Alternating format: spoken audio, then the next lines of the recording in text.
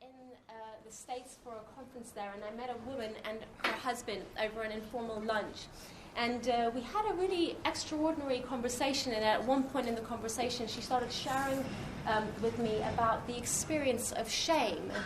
And she was telling me about an inner journey that had taken place for the better part of 10 years for her, and through her many tears ended up saying these words: "I don't think I've ever really properly addressed the problem before.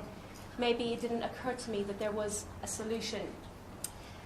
I don't need to tell you that you're at one of the best universities in our world today. Many of you graduates from this institution will go on to be global leaders in your fields. I really hope for you that these years at university are more than just the kind of honing in of an academic expertise, but that as you look back on these years, you will feel that they were years in which you had the courage to really address the problems as they truly are, and in pursuing the solutions that you would encounter true life, and ultimately in the process, the person of Jesus Christ, who claimed that he came to give us that life.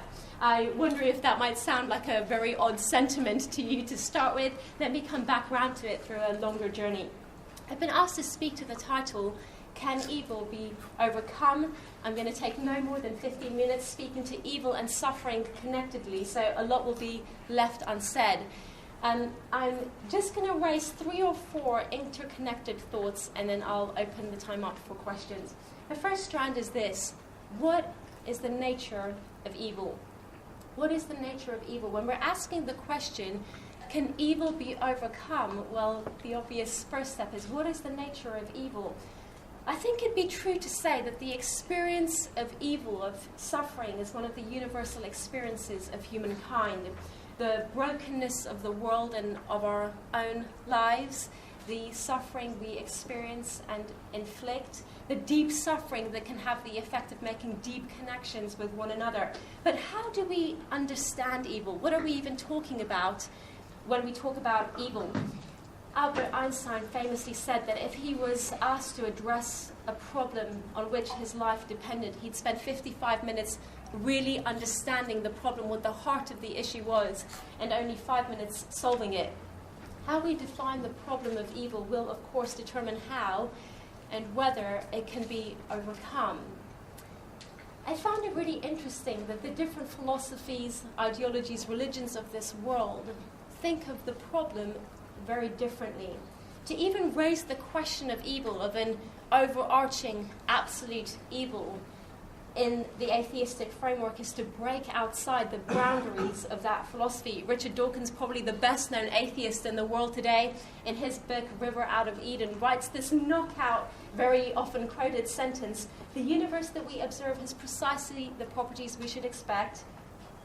If there is at bottom no design, no purpose, no evil, no good, nothing but pitiless indifference." In a sense, he's right. What is evil in a world where there is no design and no purpose?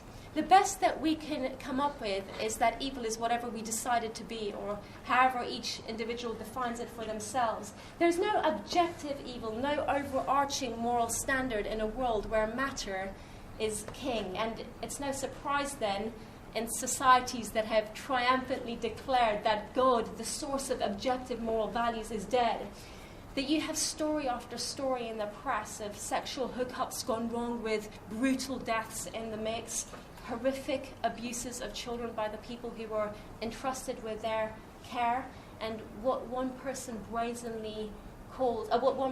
calls depraved evil, another person calls the legitimate pursuit of pleasure for the self. Who can judge, and on what basis? There's a rare congenital disease called CIPA. It's congenital insensitivity to pain with anhidrosis. The body doesn't feel pain, but that doesn't mean that the body can't be wounded. People with the disease end up causing themselves fatal harm early in life. Their life expectancy isn't long because they do not feel the pain that warns them of danger. In other words, there's no physical response to the infliction of pain. Ravi Zacharias writes, There's a second instance, that of the killing of a man for the fun of it, that is actually an even more deadly malady. Because here pain is inflicted without any emotional response.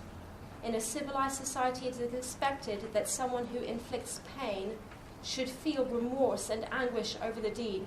What a terrifying world this would be if each of us had a neighbor of such deformity that though a perpetrator of pain, they themselves felt none. We're in a culture and a generation that deal with guilt and shame by telling ourselves that we're being boxed in by other people's irrelevant rules, by a hypocritical, moralizing Christianity, or of an older generation that's trying to brainwash us, and we are being made to feel bad about things that we don't need to feel bad about. I wonder, is that really the truth of the matter? Is that really the substance of it? A few months ago, I was talking with a philosophy lecturer who'd been an ardent atheist all of his life, and he was beginning to question his position. Had a really fascinating conversation about his journey. And he said something that really stayed with me. I thought it was particularly profound. He said, seeing ourselves as we really are is the beginning of sanity and rationality. Seeing ourselves as we really are is the beginning of sanity and rationality. I don't think many of us need convincing that there is evil in the world. But I think that we've gotten a little bit too good at firmly pinning the blame somewhere over there. It's always outside of ourselves where the issues lie. I found it really interesting a couple of years ago, speaking at Bath University, that the vast majority of students filling out our surveys, I think something like 95%, said that they struggled with guilt. With guilt. I think it's an appropriate struggle. We've gotten very good at telling ourselves that we're relatively good. I wonder what would happen if we stopped and asked, well, what about the bad parts then? What happens to them? Do they need to be accounted for in some way? Do they need to be forgiven? Or do they just get brushed under some kind of cosmic eternal carpet with the rest of the rubbish? What would happen if we, just even for a moment, really felt and then addressed appropriate guilt, appropriate shame? Could it possibly be just like physical pain, a built-in alarm indicator, the beginning of seeing the problem as it really is, telling us that something has gone wrong, and therefore giving us the opportunity that it would be set right, that we might find a solution?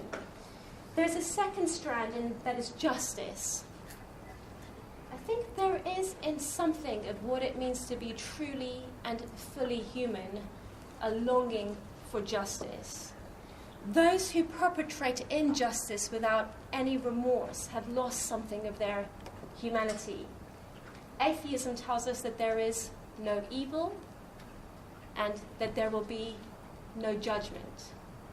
That the only justice that we can hope for is whatever can be meted out by our law courts in this life.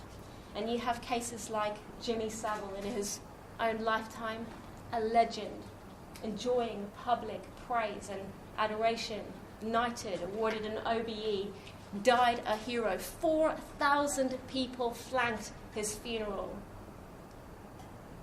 There's nowhere to go with the horror of the broken lives that we're only now discovering are being left behind in his wake. No justice. There is a different story, one that takes guilt seriously and one that takes justice seriously.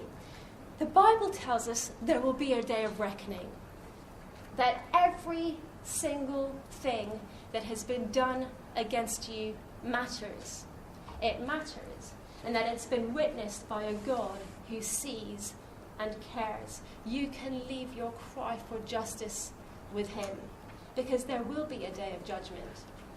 There will be a day where God calls every evil deed to account. But there's an implicit rub here. This is a justice that's indiscriminate, a justice for all. Every single thing that has been done against you, that has been done against a loved one, it's been witnessed. It will be accounted for. But then every single thing that we've done wrong, every single thing that I've done wrong has also been witnessed. There will be a day where we are face to face and we will need to give an account. The guilt is real, justice is double-edged, and we all need forgiveness. What does forgiveness look like? History tells us that Jesus Christ was tortured and killed on a Roman cross. And the Bible gives us a commentary so that we might understand the significance of that event. 1,500 years before Jesus Christ, God had given the Jewish people a system through which they could account for their guilt. They were to slay an unblemished lamb and to look on that bloodied lamb as a substitute for their own lives, so that a judgment was made, but that their lives were spared. But throughout the years, there was prophecy after prophecy that this system was only a picture, a symbol of a more perfect way, and that God himself in time would provide a sacrifice, a perfect lamb, once for all to deal with guilt. 1,500 years on, we read that John the Baptist, on seeing the person of Jesus Christ for the first time, calls out to the crowd, "Behold the Lamb of God who takes away the sin of the world." Behold the Lamb of God who takes away the sin of the world. If you haven't read the Gospel of John, it is in part the story of God himself coming to be that sacrifice once for all. You see, God didn't just accept the cost of our evil. He didn't think to himself, look, I'm going to make human beings, I'm going to make them free because that's the only way that they'll experience real love. But I know that in their freedom, they're going to choose to do evil and they're going to end up suffering in the process. But hey, that's a cost I'm willing to accept. God doesn't just accept the cost of our suffering. He suffered. He doesn't just accept the cost of our evil. He suffered the cost of our evil on the cross. Let me give you a final glimpse of this and then I'll close. When we come across the moral law, the moral boundaries that God has given us, we've been told that breaking them shows us that we're masters of our own destiny, that we're in charge, we don't need to answer to anyone, that we're free to choose whichever way we will, and that there are no consequences. But that's just not how it works. And I think we all know that, actually. Michael Ransom puts it like this. Imagine one day you decide you're going to break the law of gravity. You put a giant S on your chest, you don a red cape, you put the obligatory pants outside your trousers, and you decide, this is it. I'm going to race to the top of a 10-story building. I'm going to break the law of gravity. You run, you jump. What will you break? See,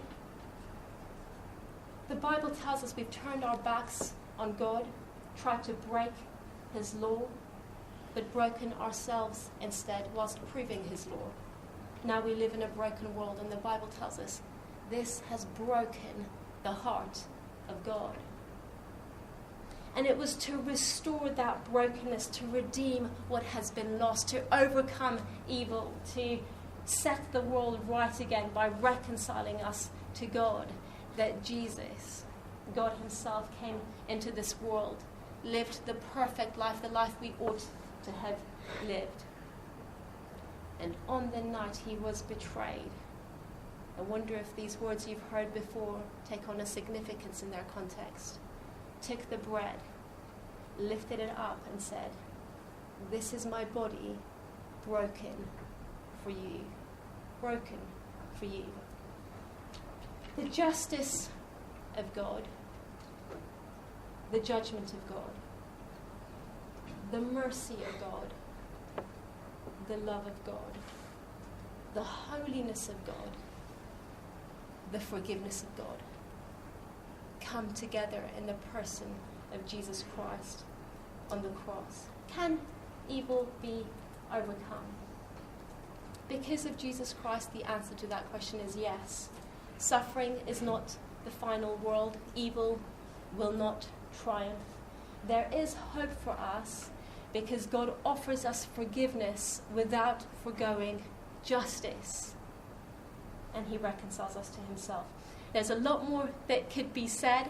I hope that you'll see this as the beginning of the conversation and not the end of it.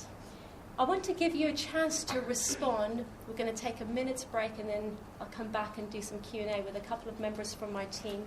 But each of you will have this form in front of you. It has on it the option of ticking, count me more, tell me in, count me in, tell me more, or I have some questions. If you're here today and on hearing what I've shared, and maybe you've been coming to these kinds of events for some time, you've been thinking about this for some time, and you're thinking, you know what, I've heard enough.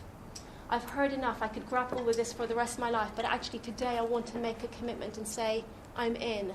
I don't know everything about Jesus, but I know that I want to be in a relationship with him. If that's you, can you tick, count me in, and we'd love to speak to you afterwards. If you'd come up and make yourself known, we'd love to speak with you. Maybe give us your name and contact details. Tell me more. The CU here are going to be doing a number of different courses, discussion groups like this. If you want to find out more, if you want to explore this is intriguing, but you're not ready to commit, that's absolutely fine. Just tick, tell me more, give us your details. We'll get in touch with you. And if you have questions or feedback, we would love to hear from you. If you write down your question, our team is going to gather them up in just a second. And I'll take questions from these cards, but I'll take questions from the floor as well. So if you want to just shout out your question, that's fine. If you want to write your question, that's fine. I'm going to give you just a minute to fill in these forms. We'll come and collect them, and then I'll come back for Q&A.